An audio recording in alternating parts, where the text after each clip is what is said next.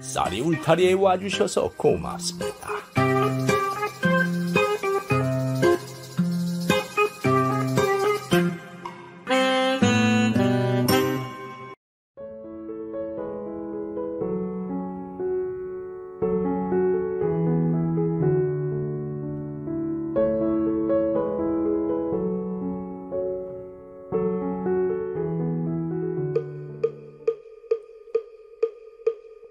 지금으로부터 멀지 않은 조선시대 말기였습니다. 중청남도 서산에 있는 어느 암자에 늙은 노스님이 홀로 살고 있었는데 젊은 스님이 새로 와서 노스님을 모시는 상좌 스님으로 함께 살았습니다. 어느 날 노스님이 상좌 스님에게 이렇게 말을 하는 곳이었습니다. 내가 한양에 볼 일이 있어서 좀 다녀와야겠다. 예? 큰스님, 갑자기 무슨 일로 한양에 가시는지요? 지금 일본이 강제로 1차 한일 협약을 맺어서 나라가 위태로운 지경이다. 그래서 종단에서 회의를 하는데 내가 꼭 참석해야 한다는구나. 그렇습니까? 그리고 갔다 오는 동안 어떤 스님 한 분이 여기에 들러서 한동안 머물다 갈 게다. 예. 불심이 깊은 스님이야. 그러니 그 스님이 불편하지 않게 잘 모셔야 한다. 알겠느냐? 예, 스님. 그럼 다녀오마. 예, 잘 다녀오십시오. 그리고 며칠 후 주지 스님이 말했던 그 스님이 암자로 왔습니다. 스님이 오자 상좌 스님은 합장하며 인사를 드렸습니다. 스님 안녕하십니까? 주지 스님께 말씀 들었습니다. 어서 오십시오. 내가 머물 방이 있느냐? 요사체에 스님이 머무실 방이 있습니다. 제가 안내하겠으니 따라오십시오. 알겠다. 그렇게 해서 스님은 그날부터 요사체의 방에서 기거하게 되었지요. 그런데 스님이 방으로 들어가자마자 상좌 스님에게 이렇게 말을 하는 것이 아니겠습니까? 상자는 저자거리로 가서 술과 담배를 좀 사오거라. 예? 상좌 스님은 술과 담배를 사오라는 말에 깜짝 놀랐습니다. 중이 멀리해야 하는 것이 여자와 술과 담배인데 그걸 사오라니 놀라는 것이 당연했지요.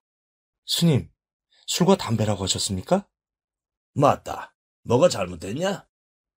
스님이 술과 담배를 하시는 건 계율에 어긋나는 거 아닙니까? 허이, 이놈 보게. 주지 스님이 날 잘 모시라고 하지 않더냐? 그러긴 했습니다. 하면 그대로 하면 될 거 아니냐? 알겠습니다. 그럼 다녀오겠습니다. 상좌 스님은 화가 났지만 주지 스님이 잘 모셔야 한다는 말을 했으니 어쩔 수 없이 고을에 저자거리로 갔지요. 오자마자 뭐? 술, 담배를 달라고? 나 항원 별 땡큐를 다 받네. 그리고 술과 담배를 사와서 스님의 방 안에 넣어주었습니다. 그리고 잠시 후 방 안에서 스님의 목소리가 들려왔습니다. 어이, 술맛 좋다. 저런 세상에, 뭐 저런 중이 다 있어? 에이, 땡큐 같으니라고.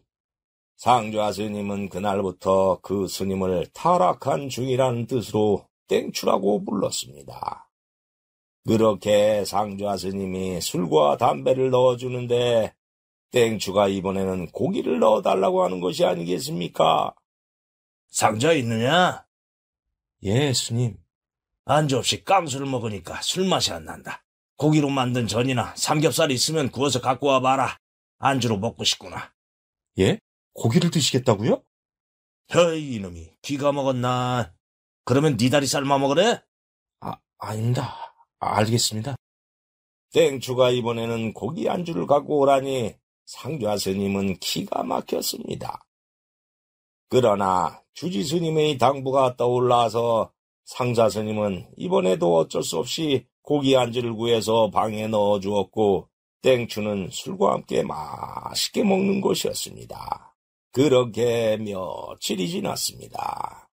땡주는 방 안에서 그렇게 술을 마시다가도 가끔 외출을 했습니다. 그런데 어느 날 웬일인지 그날부터는 아예 방 안에 틀어박혀서 나오지도 않고 상좌에게 더 독한 술을 가져오라고 했습니다. 이놈아, 이게 술이냐 물이냐? 에이, 싱거워서 못 먹겠다. 술 중에서도 아주 독한 40도 이상 되는 것으로 갖고 와라. 그리고 몸부신 좀 해야겠다.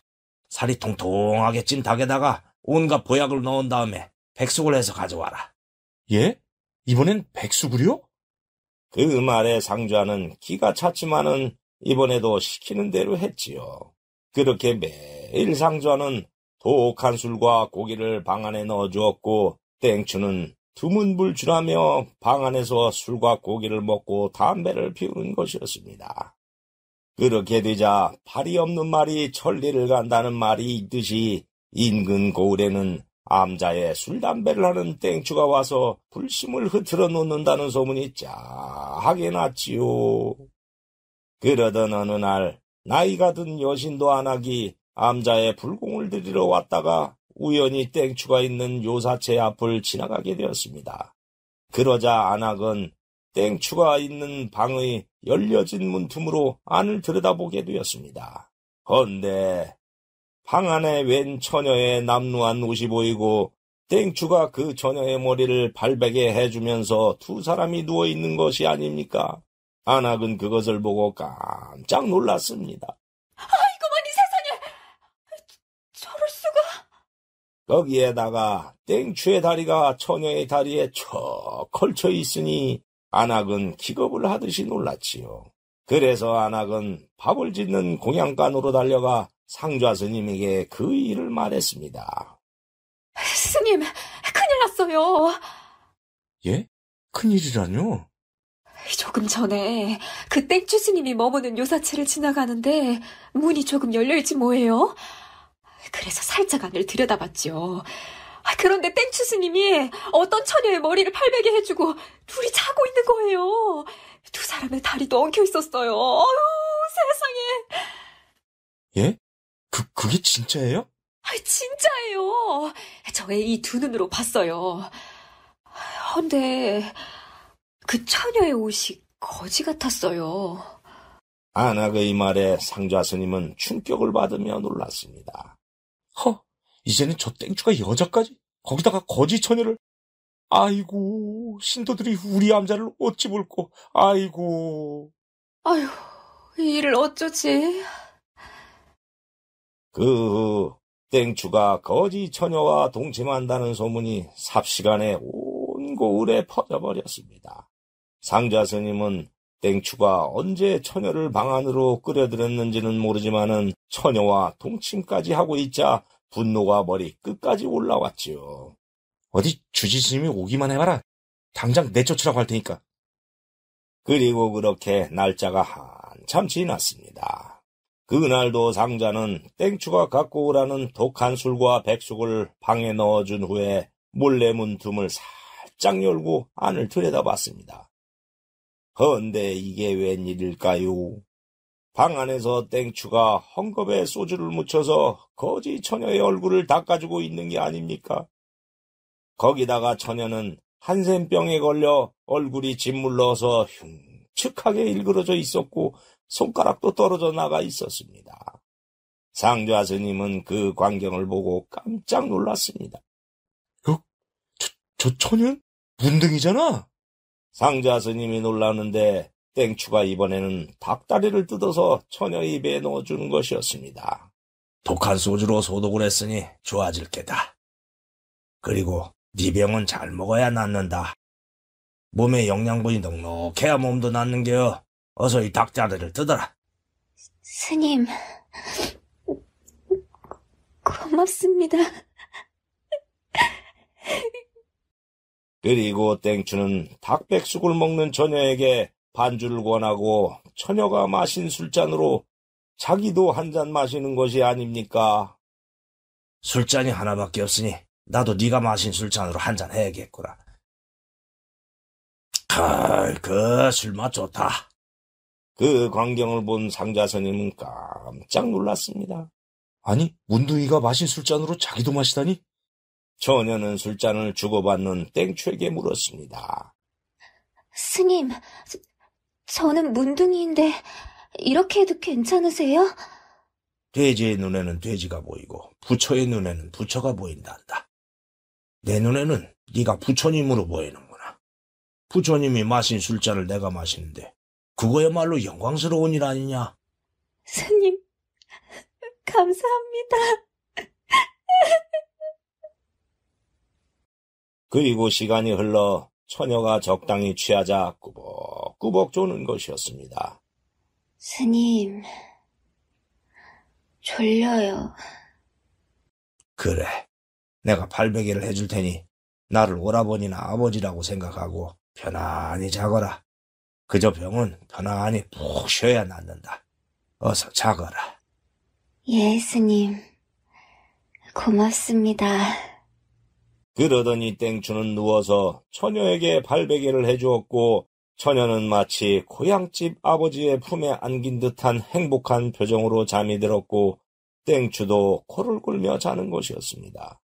그 광경을 보던 상좌 스님은 그제서야 방 한쪽에 거지 처녀의 집신이 한 켤레 있는 것이 보였습니다.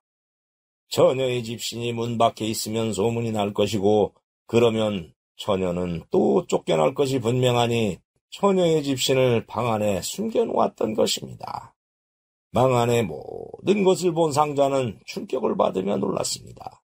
땡추가 그동안 달라고 했던 독한 술은 한센병에 걸린 처녀를 소독해 주려고 했던 것이고 백숙은 처녀를 몸보신 시켜주려고 했다는 것을 알았지요.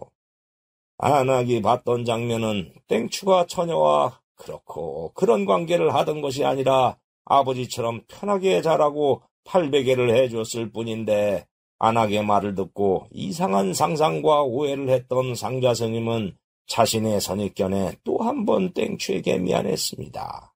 더구나 한센병은 가까이 하면 전염이 될 수도 있기 때문에 누구도 가까이 하지 않는 병인데 땡추는 처녀가 마신 술잔을 자기 입에 대고 마시며 함께 먹고 자고 했으니 상좌 스님은 그 희생에 감동을 받으며 그동안 오해를 했던 것이 죄송스러워 고개가 숙여졌습니다. 상좌 스님은 마치 살아있는 보살을 보는 듯 했지요.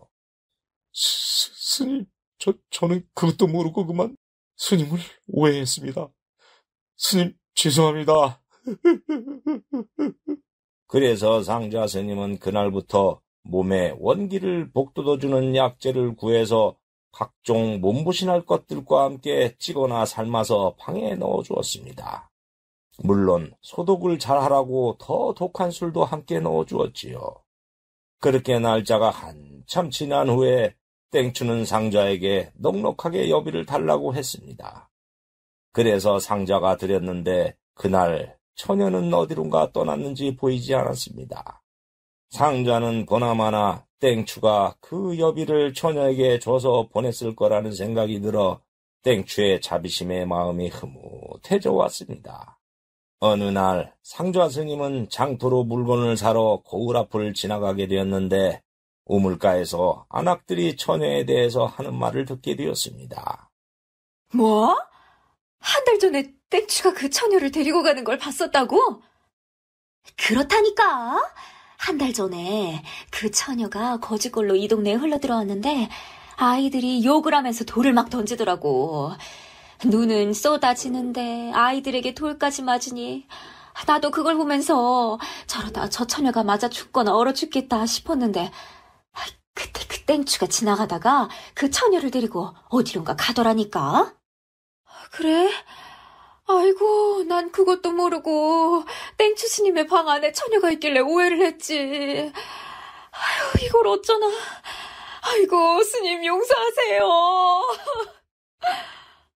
상좌 스님은 두 안악이 하는 말을 듣고 땡추가 어떤 일로 거지 처녀를 남자로 데려왔는지 알았지요. 상황을 알게 된 상좌 스님은 땡추에게 또 감동하며 암자로 왔는데 땡추가 떠날 채비를 하는 것이 아니겠습니까? 스님, 어디 가시게요? 이 암자에서 실컷 쉬었으니 이제 떠나야지. 예? 떠나신다고요? 중은 한 곳에 오래 머물면은 정이 생기고 집착이 생겨서 안 된다. 이번엔 남쪽으로 떠나볼까? 상좌 스님은 땡추가 떠난다고 하니까 그동안에 오해를 했던 것이 죄송해서 이렇게 말을 했지요. 스님은 처녀에게 자비를 베풀고 보시를 하였는데 저는 땡추라고 욕했습니다. 저를 용서해 주십시오. 야, 이놈아. 예수님도 낮은 곳에 임하라고 했지 않느냐? 내가 거두지 않으면 누가 그 처녀를 거두겠냐? 예수님의 말씀도 그러한데 부처님을 따른다는 불자가 낮은 곳에 임하지 않으면 자비라고 할 수 있겠느냐? 소승은 술잔까지 주고받는 것을 보고 놀랐습니다. 한센병은 전염이 될 수도 있는데 괜찮으세요? 그 처녀가 마신 술잔을 한센병이라고 해서 내가 멀리하면 그것이야말로 차별화 아니냐? 그렇지 않아도 온 나라가 차별화 때문에 난리인데 나까지 차별화시켜야겠냐? 왜 뭐가 잘못됐냐? 아닙니다. 난 이만 간다. 잘 쉬었다 간다. 그렇게 땡추는 떠났고 상좌 스님은 노스님께서 땡추를 왜 불심이 깊은 스님이라고 했는지 알게 되었지요. 땡추가 떠난 며칠 후 노스님이 한양에서 오자 상좌 스님은 그동안 있었던 일을 말했습니다. 제가 오해해서 그 스님에게 정말 죄송했습니다. 그랬느냐? 그 스님 법명이 궁금합니다. 경허다. 예? 그분이 경허 스님이라고요? 상좌 스님은 경허라는 이름을 듣고 깜짝 놀랐습니다. 그 당시에 경허 스님은 조선에서 참선으로 최고의 경지에 오른 선승이라고 들었기 때문이었습니다. 그분이 경허 스님이라니 놀랬습니다. 근데 술, 담배와 고기를 하시는 것은 아무리 생각해봐도 스님의 본분을 어긴 거라는 생각이 듭니다. 경허가 술과 고기를 하는 이유가 있다. 예? 지금은 조선을 일본이 집어삼켜서 나라가 위태로운 상태 아니냐? 그리고 주지스님은 다음 말을 이어갔습니다. 때는 일제가 1차 한일협약으로 조선을 삼키고 조선을 지탱해온 정신을 없애려고 혈안이 되었을 때였습니다. 그래서 조선의 선불교를 일본의 불교로 바꾸려고 조선 불교를 총독부 관할로 해버리고 조선의 위대한 선승들을 없애려고 했지요. 그래서 최고의 선승이라 불리던 경허를 어떻게든 트집을 잡으려고 했습니다. 그래서 경호는 일제의 감시로부터 벗어나려고 일부러 술, 담배를 하면서 타락한 땡추 흉내를 내고 다니는 거요. 나 이렇게 참선도 안 하는 땡추니까 신경 꺼라. 이 뜻이란 말이다, 이놈아. 경호는 이 암자에서 어렸을 때부터 삼위승으로 살기 시작했어. 나중에 크게 깨우친 후에 이 암자를 떠나 팔도강산에 절을 옮겨 다니며 수도하는 중이다. 상좌 스님은 그 말을 듣고 경허 스님의 행동을 또 이해하게 되었습니다. 그 후 경허 스님은 그 처녀와 함께 있어서 그랬는지 피부에 부스럼병이 생겨서 고생했는데 그러거나 말거나 개의치 않고 살다가 어느 날 조선에서 사라졌다고 합니다. 그리고 훗날 제자들이 경허 스님에 대해서 들은 소문은 다음과 같았습니다. 경허 스님은 우리나라를 되찾는 일은 문맹을 퇴치하고 배우는 것이라고 생각하고 스님 신분을 버린 채 일제의 감시가 소홀한 북방의 어느 고을로 갔다고 합니다. 그곳에서 스님은 이름도 바꾸고 아이들을 가르치는 훈장으로 살다가 그곳에서 숨을 거두었다는 것이었습니다.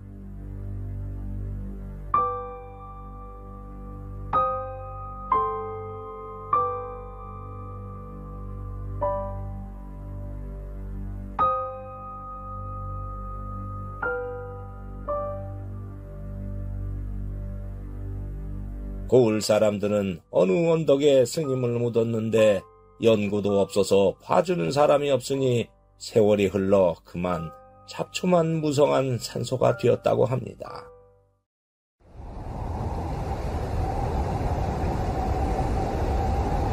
그리고 폭설이 쏟아지는 어느 겨울날 비구니 스님 한 분이 다 무너져가는 경허의 산소에 나타났습니다.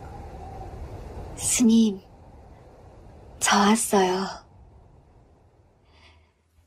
스님 덕분에 저의 병이 나아서 이렇게 불자가 되었습니다.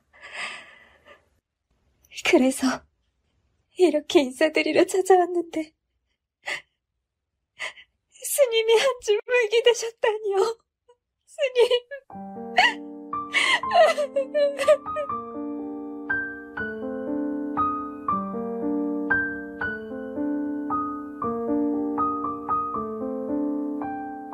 부디 금방 왕생하세요, 스님.